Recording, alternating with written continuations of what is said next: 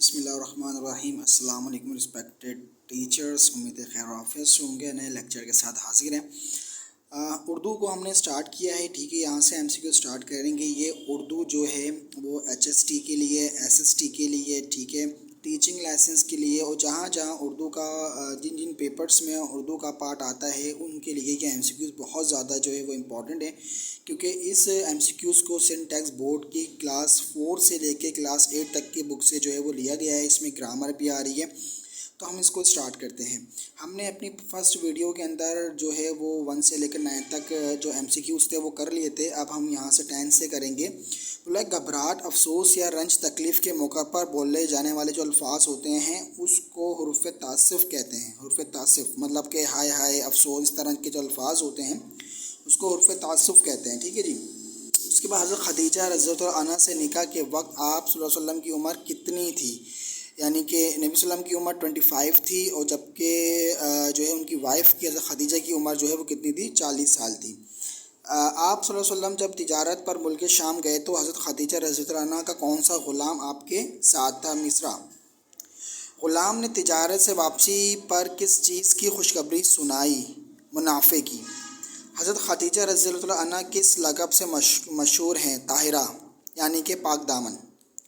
حضرت خدیجہ رضی اللہ عنہا کی دیگر القابات کیا ہیں؟ یعنی کہ افضل ترین خاتون، اور جبریل علیہ السلام جو ہے وہ ان کو سلام کہتے تھے، ٹھیک ہے جی۔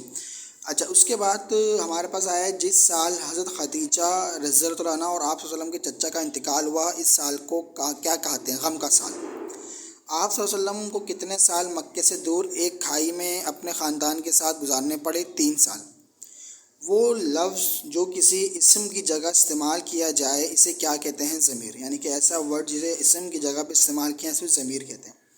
اب یہ چیز بڑی امپورٹنٹ ہے بعض اوقات، اب ذرا دیکھیے، یعنی کہ جو اس قسم کا جو سیمبل ہوتا ہے اس کو اردو میں سکتہ کہتے ہیں، اس طرح کا سیمبل ہوتا ہے وفقہ کہتے ہیں، اس طرح کا سیمبل ہوتا ہے اس کو رابطہ کہتے ہیں، اس طرح کا سیمبل ہوتا ہے اس کو تفصیلی کہتے ہیں، ڈاٹ کو خاتمہ کہتے ہیں، سوالیہ نشان کہتے ہیں، اور ایکسکلیمیٹری کو فجانیہ نادیہ کہتے ہیں۔ نظم کی 2 قسم ہیں، ہیبت کے اعتبار سے اور موضوع کے لحاظ سے۔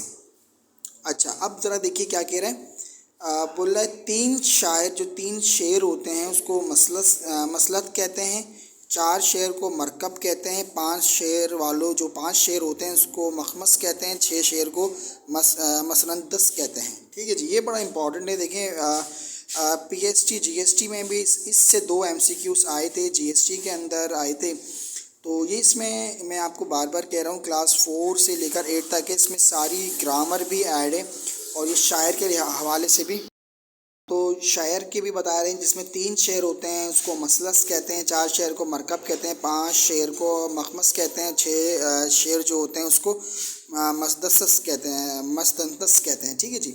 انشاءاللہ نیکسٹ ویڈیو کے ساتھ حاضر ہوں گے۔ اس سے آگے کے MCQs کے اندر بہت سارے MCQs ہیں جو کہ سینٹیکس بورڈ جو شروع سے جو ہے وہ لیے گئے ہیں، اور یہ کلاس 4 سے 8 تک کی بک کی جتنی بھی ایکسرسائز ہیں، MCQs ہیں، چیپٹر وائز، گرامر وائز، سب اس میں سالو ہے۔ چینل کو سبسکرائب کروائیں، ٹھیک ہے، اور کوئی بھی کیوری ہو ریگارڈنگ اردو کے سبجیکٹ کے حوالے سے، ٹیچنگ لائسنس کے حوالے سے، انشاءاللہ جب ہمارے پاس ٹیچنگ لائسنس سیکنڈری کا آئے گا تو ہم اس میں بھی لیکچرز ریکارڈ کریں گے، ہم بیسک میتھ کے اوپر کریں گے، تو آپ لازمی کمنٹ میں بتائیں کہ ہم اردو کے بعد ہم بیسک میتھ پہ اپنا سیکشن سٹارٹ کریں یا نہیں کریں۔ اپنا خیال رکھیے گا۔ السلام علیکم۔